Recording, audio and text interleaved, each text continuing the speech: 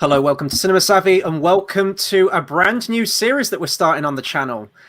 We are about 10 weeks out from the Oscars at this point, and we thought we'd have our own little Oscar celebration right here, right now. This is going to be an ongoing show over the next 10 weeks, as I mentioned, 14 Oscar categories, and we're kicking it off today with our picks for Best Visual Effects. This is a new show that we've come up with fairly, within the last couple of weeks, I want to say. And it's one that's going to be really, really fun. We have videos to play. We have everything. We have special effects. We have all that good stuff.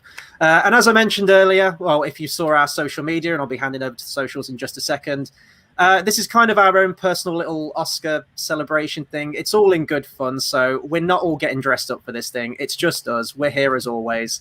And we're going to be talking about some of our favorite movies from the category. But before we go completely in depth into it, just over to George with the socials.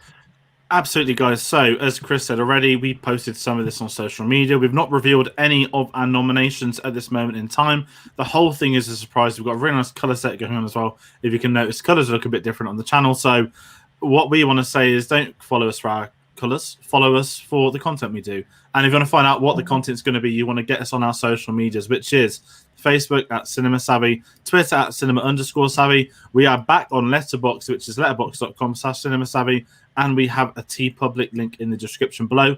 But we want you guys to comment along with this tonight. What you need to do, if you're watching this, comment the 3 films that you would nominate. This is the best of all time. This isn't 2020. This isn't the 20s, the 10s, whatever. This is across your lifetime, the films you've seen. What's the best ones?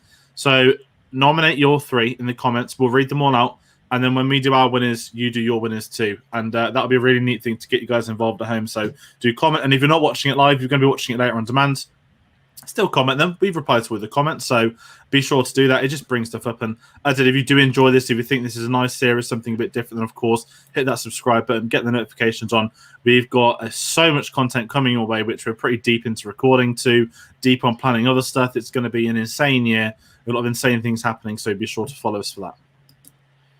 Okay, I guess we should kind of go into what this video really is about for people who haven't been following us on social media, I think. So as we've said, there are 14 different categories which are going to be spaced over the next 10 weeks leading up to the Oscars.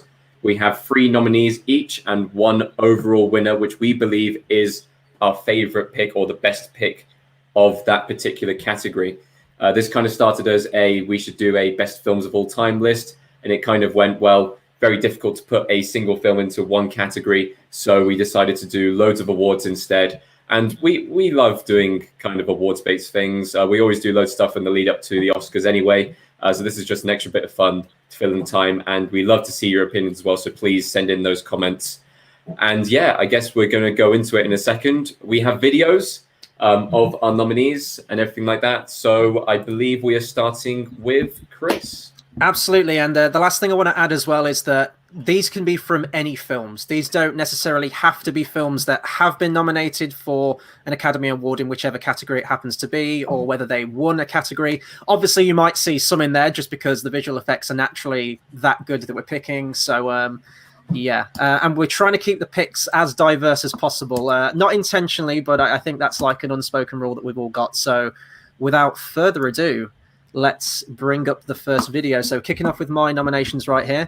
Oof, got to get this voiceover going. Okay, let's do this. Okay, so these are my nominees for the best visual effects.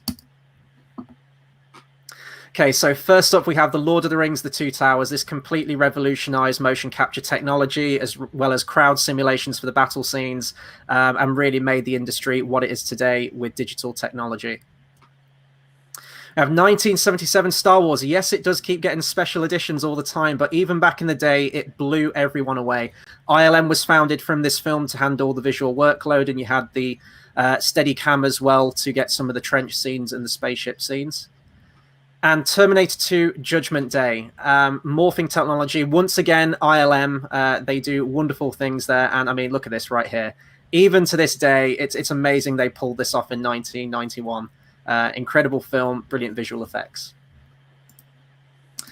Okay, and we're doing the winner now. So the winner is The Lord of the Rings, The Two Towers. I'm going to promise to try and not make Lord of the Rings win every single thing every week. I know it's very difficult for me, and I would if I could, but that kind of already happened anyway with Return of the King. It won everything. I had to pick this one. Now, it was a toss-up between this and Star Wars because all of these films, this is why they're nominated, all of these did wonderful things. But to me, what the guys did at Weta Digital was unparalleled, and it was kind of the early 2000s, which really kind of gave birth to that digital revolution. And things that we take for granted now in films, it was kind of, I don't want to say it's in its infancy because it was the early 2000s, but they were doing daring new things, bold new things, which now, you know, you have motion capture actors on set, you have entirely motion captured films, and it was still very early stages at this point. The reason that I picked Two Towers was because of Gollum, and a lot of people mention about Gollum was just this revolutionary, fully digital character. We might be talking about, or at least mentioning, another completely digital character later on in these nominations. But this one, as well as Andy Serkis, and you look at his career and what he's done as well with the, is it the Imaginarium? I forgot what his company is called. And it all started from this. So Andy Serkis would film his scenes in like a sort of weird white scuba diving outfit so that the actors had someone to, like a reference point.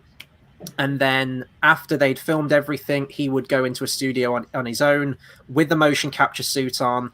But most of the time they weren't capturing his face. They were using his face as reference what he filmed on set. And then they were just hand animating that face. Obviously from that now, they have all the motion trackers on the face and they can actually be on set with the actors and just get it all filmed there.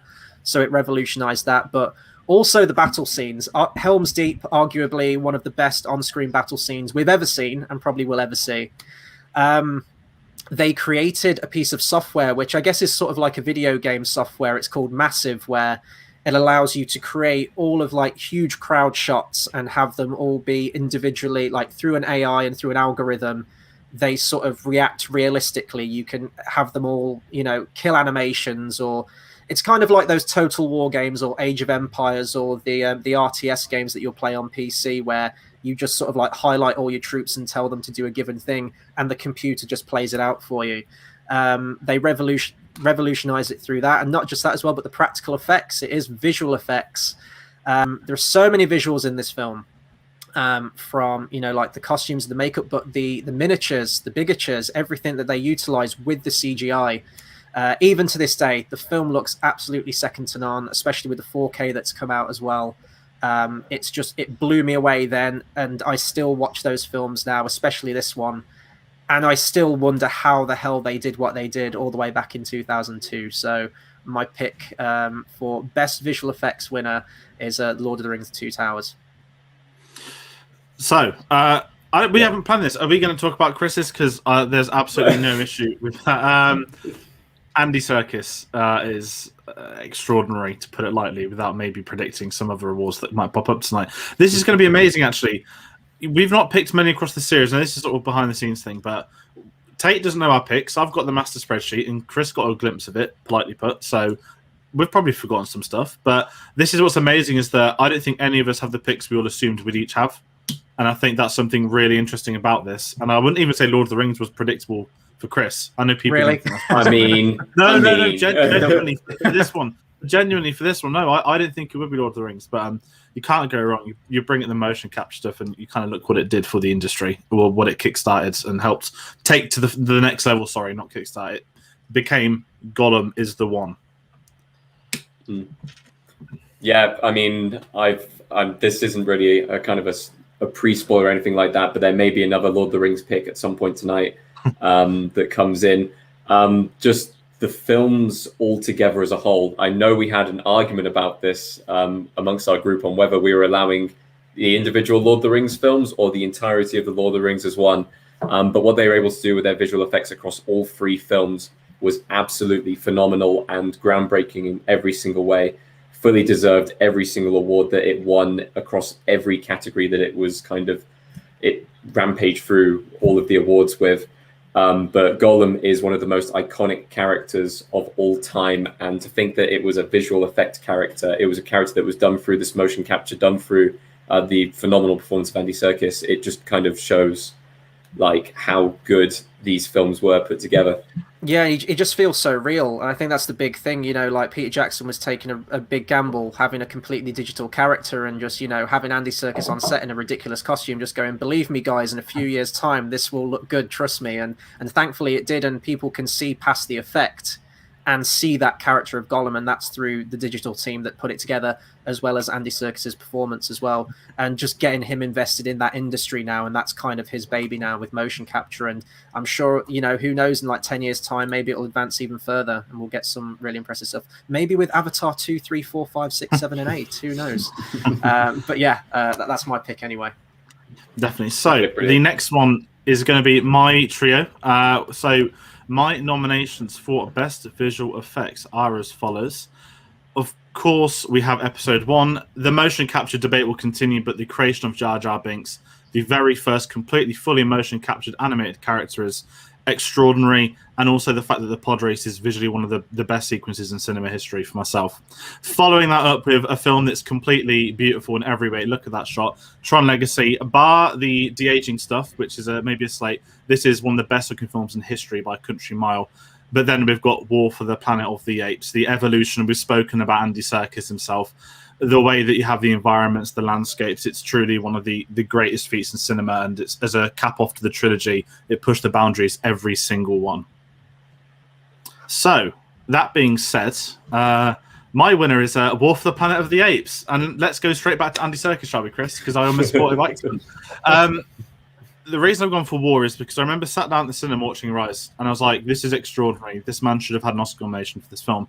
Well, he hadn't at the time because it was August and there hadn't been the Oscars yet, but the Apes films have pushed the boundaries of cinema to me. We spoke very briefly about Jar Jar Binks, looking at the fluke that it wasn't intended to be fully motion capture, but it became it.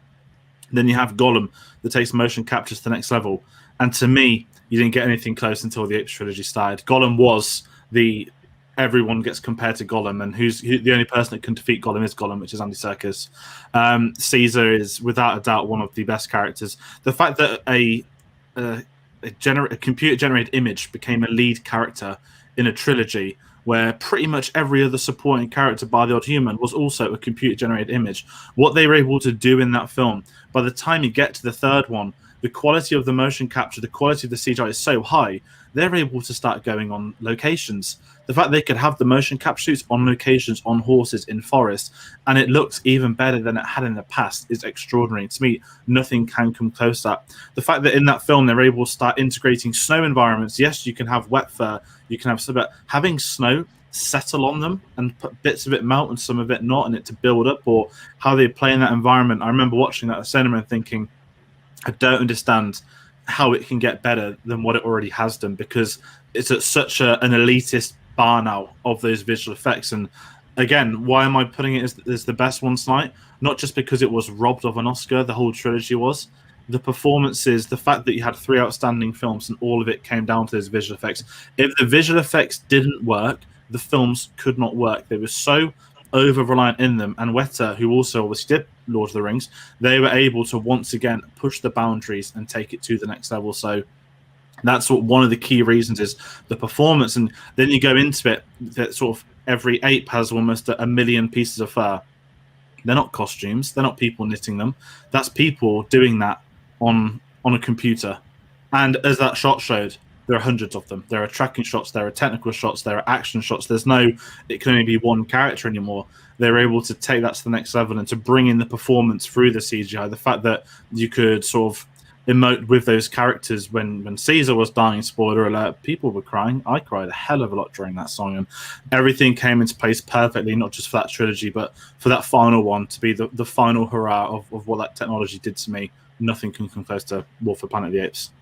It's kind of a depressing thing that tonight on this show right here, Andy Serkis has probably won more Oscars than the guy actually has in his lifetime in real life. It's kind of sad, really. Yeah, I mean, a worthy winner, and it absolutely had to be mentioned on there. We always say that that's definitely, in our mind, in our lifetime, probably one of the biggest snubs in Oscar history was the fact that none of those films got nominated. All 3 look absolutely fantastic, and you can see the progression in the effects as well, culminating in the final one with War for the Planet of the Apes. And not just for Caesar as well, like all the other actors, like all the other apes in the film do look phenomenal. There's bits with Maurice, the orangutan, and there's some certain shots in Wolf, the Planet of the Apes where it almost looks photorealistic. It is genuinely that good. And the emotion that they're able to get through it, and a good visual effect isn't one that sticks out like a sore thumb. It's, it immerses you into the film, and especially with this, where it's so involved in the characters and the emotions and the dynamic between the apes and the humans, you forget that you're looking at a digital effect and you are seeing the character of Caesar. You are seeing the character of Maurice, whoever it happens to be, all these cast of characters. And as you mentioned, the advances where now you can have them interacting on set much more freely than the infancy of motion capture, and just how far it's come as well. I think it looks outstanding. It's a beautiful film as well, just how visually how it looks, and absolutely hats off to the guys at Weta, because those guys do some beautiful stuff. I completely agree. I want to go back to the point of George saying the evolution of that kind of technology going forwards and everything like that, because we spoke about Gollum and everything like that, and as good as Gollum looks, Caesar looks better.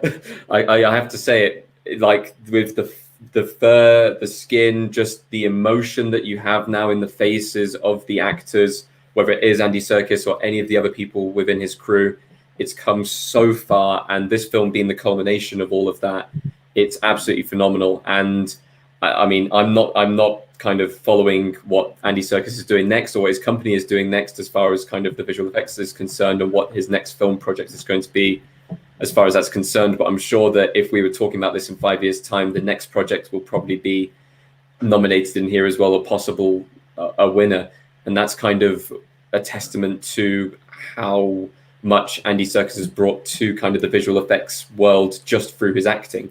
You don't have to be a visual effects designer and have the best team. You have to have an actor who can perform within the visual effects kind of parameters and be able to bring forward that performance. Because otherwise it wouldn't have happened if it wasn't him. I think as well it's worth mentioning that he got the which is really strange, the Lifetime BAFTA last year, and it was kind of like, oh, we didn't have the balls to nominate you for the films we probably should have. So take the Lifetime one, even though you're in your, I think he's in his late 40s, early 50s. But again, it couldn't go to someone more deserving. Performances, let alone again that CGI that enabled him to bring those performances through and make it mainstream. And that's the other thing with these Apes films, him setting in the Imaginarium. He worked on the Star Wars films, not just as an actor. He probably used it to help get gigs, but when he's providing motion capture stuff to these massive films, I think Age of Ultron he helped with. I think he helped with the motion capture on the Hulk. He obviously did Godzilla as well in 2014. He's done King Kong in 2005. The guy's been everywhere, but he's used that knowledge to create a studio which is far and above anyone probably could ever be now for motion capture and visual effects. Mm-hmm. Shall we move to the comment, or shall we do? Which one should we do first? Let's do the comment first. Let's keep them in suspense with your ones, Tate. So Carl, resident viewer here, he's offered his 3 right here. I don't know which one is the winner. He's just listed 3, so we'll go through those. We've got to guess here. We'll let him. We'll read them out, and then he can comment which one he wants to win. So we've got Star Wars Episode 3: Revenge of the Sith. Number 2 is Avengers Endgame, and number 3 is Ex Machina. Yeah, Ex Machina, with the budget they had for that as well to pull off the effects they had. That was almost going to be one of my picks, but I mean, there's bigger and bolder, and that was such a small film, but what they were able to do for that small film was tremendous. Endgame, Revenge of the Sith, big budget blockbuster films. ILM working on both, I believe, weren't they? Endgame, what was the effects company with Mark? And saying that one shot at the end, the Avengers assemble right at the end of Endgame, and it just goes on, and you see the cameras moving between everyone. It's tremendous stuff. Carl, I'm interested to know which one tops it though. Which one's taking away the Oscar? That's what we want to know. So while we're letting Carl do that, Tate, why don't we get on to your nominees? Yes, let's move on to my nominees for Best Visual Effects. So first up, we have Jurassic Park. Can we just look at just that shot? And it's so I don't even know what to say here. It still looks good today, which is phenomenal for a film from 1993. It still gives me goosebumps every single time I see that shot. For Lord of the Rings, another Lord of the Rings pick. This one for just the grand scale battles that come with this film. Once again with Gollum, and just with all the characters like Shelob and everything like that. And The Matrix. for the just phenomenal filmmaking, the cool visual effects that came in that film, the action, and just what it did for cinema at the time as far as visual effects were concerned. And my winner is The Matrix. I remember seeing this film for the first time and just being completely blown away by how stylish the visual effects looked. We can talk about how bullet time kind of was parodied and kind of influenced action throughout cinema after it was done, and they didn't even invent bullet time, the Wachowskis. It wasn't something that they came up with, wasn't an idea that the production studio, the visual effects studio even came up with. It's been around for so long before The Matrix came out, but everyone started talking about bullet time after The Matrix. It's the way that they were able to use it to create those different shots and to create that kind of slow motion bullet dodging, which looked so cool. Along with that, other sequences such as the lobby sequence with all of the wire work, the explosions going on, the practical effects that they used in the film mixed in with the visual effects, the disconnect between the Matrix and the actual real world, and just the visual stylization between the two. This film changed action in a beautiful way. And I think a lot of that comes down to the visual effects team that was behind it and the world that it was able to create with that. Yeah, and I mean, after this film came out, you had a lot of copycat films trying to do the same thing with its action and just visually. Equilibrium, looking at you. I remember the first time I saw this on video before Reloaded came out. So this would have been around 2001, maybe into 2002 before Reloaded came out. And there's very few films. There's certain films where I'll watch them for the first time and then I'll either rewind it, back in the days when I had to rewind films, and either watch it straight away after I've watched it the first time, or I'll watch it the day after. And Matrix is one of those films. I hadn't seen anything like it at the time. I was a big fan of action films, and it was a film that just didn't let up. Now, back in the day, did I understand everything the film was talking about? Probably not. Do I understand everything the film's talking about now? Probably not, but it's still absolutely astounding. And, you know, back in the day after watching that, I wanted the shades, I wanted the long black coat, I wanted everything. I loved the imagery of this film, and it was the standout for me was the action. And it showed me things that I'd never seen in a film before. The lobby scene was a scene that I'd constantly rewind again and again and again. It's just, you know, the hand-to-hand combat, the choreography, those really over-choreographed martial art films, which now we see in the likes of another Keanu Reeves film with John Wick, or, you know, you've got the Raid films. And not to say that martial art films hadn't been around before this, but I think stylistically, and I know this is heavily based on anime such as Ghost in the Shell and a bunch of those other Japanese anime, but just putting it on the big screen and a blockbuster visually like this, I do think it did completely change the way that action was showed on this big screen and what they were able to achieve with those effects. They still look good today, and it still captures that sense of awe, and no one's quite done bullet time as well as the Wachowskis did with the Matrix. And that's the thing, the Matrix, that I was someone that was quite late to the party. I don't think I saw this till I was probably like a teenager, which is way after the films come out. So when you watch it at that age, you realize that, bullet time is bullet time. It's become normalized because it's not been groundbreaking because I'm watching it too late.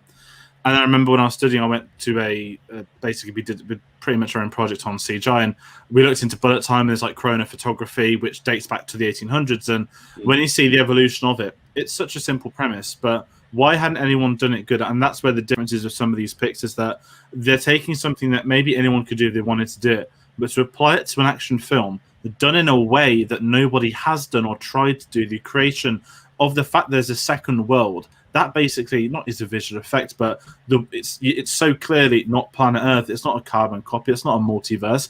It's its own thing, and everything across that entire film, again, aside from bullet time, everything works with what it wants to do. The action, the kung fu, the super slow-mo stuff. The Wachowskis absolutely nailed it, and it's worthy being there. And again, when history looks back at it, you do realize that how important that film was, especially with that, not even the dawn of visual effects, but it was 99, it was Y2K, it was the world's going to end in the year 2000 and all that stuff, and along comes The Matrix in 99 to beat that one down. So it's absolutely worthy being on this list and being in those record books. Awesome. Carl has crowned himself a winner. The winner is Revenge of the Sith, the opening scene space battle, which they named the kitchen sink because they threw everything at it. General Grievous and, of course, Obi-Wan and Anakin duel. A worthy winner as well with that pick. I also heard they called it the kitchen sink scene because didn't they explode a real kitchen sink in the shot? There is a kitchen sink that goes from one of the ships into a ship. If anyone's rewatching it, you'll hear like a weird little noise. Clang, and it's like a little kitchen sink. So it's a George Lucas thing. He loved that kind of stuff, and that's worthy because it was almost, to me, it was going to be Phantom Menace or Episode 3. I was like, motion capture, all that stuff that I absolutely love, and the developments and pod race, or do I go with Episode 3? Neither was going to win at the end of the day. But I'm glad Carl brought that up because I wanted to talk about Revenge of the Sith. Episode 3. And that's objectively as well, like in Star Wars, like especially with the prequels and Revenge of the Sith, you could say that they went too far. There was too much CGI visually, but you can't take it away from the guys in ILM because George Lucas, for every film that he made, wanted to push the envelope and he wanted to do more. He wanted to further advance it, which kind of culminated with Revenge of the Sith. And I know that he's sort of been on set for The Mandalorian, but that's under different ownership now as the technology for that develops as well. But what he was able to achieve from the Phantom in a very short span of time as well, from the Phantom Menace to Revenge of the Sith, is incredible. And I'm glad we've got a Star Wars win because I know I included it in my nominees, and all of our nominees are sort of the ones that we think all are deserving, obviously, of the Oscar in their own special way. We do have to pick a winner for this show, but I'm glad that Star Wars has got a win in the shape of Carl's nominee right there. So that's all good. Sorry, Tate, I think I cut you off, didn't I? No, I was just going to very quickly put you guys on the spot if there was any that stood out as being the worst visual effects of all time. Very quickly on the spot. Because I would say Cats straight out of the bag. I was going to say I've not seen Cats, so it's unfair for me to put that down. What is the worst CGI I've ever seen in a film? The worst. The worst. That's phenomenal. There's Scorpion so many King? bad ones. Maybe we could do a future Razzies show on Possibly. here, right? Maybe that could There be we go. I mean, if enough people like, share, comment, subscribe on these videos and enjoy these videos, we'll do a Razzies one later down the line. I can't think of right now. I'd have to give that I can think of terrible visual effects in films with good effects, or films that shouldn't have effects that bad because they cost $250 million to make. I'm just going to say it. I was going to say Batman vs. Superman because of Doomsday, but no, we're letting them off lightly. Mustache Gate, Justice League, done. Okay. And you know what? Give it another year. We'll be nominating the next bloody Justice League as well because that looks as atrocious. Oh, okay. Let's bring this back in. The DC fans are coming in the stream before we get shut down by Warner Brothers. So that'll do it for our first video. It's a shorter video tonight. We want this to be like a relatively short series compared to a lot of the other videos that we do on the channel. So we want to hear from you guys. We want to know more of your picks. What are some of your nominations? Did you like this show, first and foremost? Because we hope you do, because you've got another 9 weeks of this. So we will be back next week. I believe it's Best Cinematography, isn't it, next week we're doing? So that's going to be a fun one. A lot more varied picks on that one too. So we'll be back at the same time, same day. That's going to be Thursday next week at 8 p.m. GMT. So check that out for Best Cinematography. We are back tomorrow, aren't we, George, for WandaVision. Again, 8 p.m. tomorrow GMT. That series is quickly becoming one of the best things in recent years in terms of its speculation, in terms of its theories and secrets. And we're getting ever closer to that season finale. So again, we'll be back tomorrow with the latest episode review, complete spoiler review on that. As always, next Tuesday, we'll have our retro review on Beverly Hills Cop 3. We'll be completing that trilogy. That's going to be a doozy. I'm going to try and watch that film this weekend, unfortunately. And what else? Do we have any other announcements? Yes, George, you have a monstrosity of a marathon that you are working through at the moment, if you want to tell the guys about that. Yeah, sure. So if you haven't seen any of our social media, we are working on an Infinity Saga retrospective. It's not one video talking about the Infinity Saga. It's 23 of them. And it's not across 6 months. It's across 2 months. So I'm happy to say we're deep in recording. I've had Tate and Chris on for Iron Man. I'll give away who's going to be joining in episode 1. So that's going to start Monday, the 1st of March. And then you're going to get every Monday, Wednesday, and Saturday a new video. It's not a formal review. It's more of we're looking back at this as the film changed, the good stuff from it, maybe some of the things that could have been improved on, or maybe there's some bad things that Marvel left down the line. So it's a really interesting series so far. There's still a couple of things to get to grips to. But episode 1 and 2 have gone very well, so I'm looking forward to sharing that with you all. But that's going to be starting. That's going to be absolutely massive. I'm literally putting pretty much everything I want to watch on hold for that. And there is also, sorry, it dropped earlier today, a review on the new documentary that's come out on Netflix, which is on Pele. That's coming out on Netflix next Tuesday, the 23rd. So do check that out. Very fortunate to be able to see that. It's a good film. I recommend it. There's my review. However, if you want to find out, like Pele, random stuff that you might not know is coming, or random stuff we might not know what's coming, the best way to find out is getting us on our social media. So you want to find us on Facebook at Cinema Savvy, Twitter at Cinema_Savvy. Again, we're on Letterboxd. We log every film that we review as a channel. We might even have a list of today's. I don't think we'll have a list of 3 things because it's going to look absolutely ridiculous. But we've got all of our old reviews on there. Some of our discussion videos, which the 3 of us love doing. We've started uploading them into lists as well, so you can see those in A to Z, see the films we've been discussing. There's a couple more to upload. And as we said before, they have a link in the description to TeePublic Store below. But that is about everything. Things are going to get busier. There's so many videos happening. But yeah, tomorrow night, WandaVision, things are getting deep. The House of M comic book has been brought out of the garage. It's going to be read. So do check that out for some insane theories. Absolutely. We have a literal calendar of content for the rest of this year. So please do hit the subscribe button and follow us on there for more videos. That'll do it for us tonight. Until next time, we'll see you guys on the next video. Take care.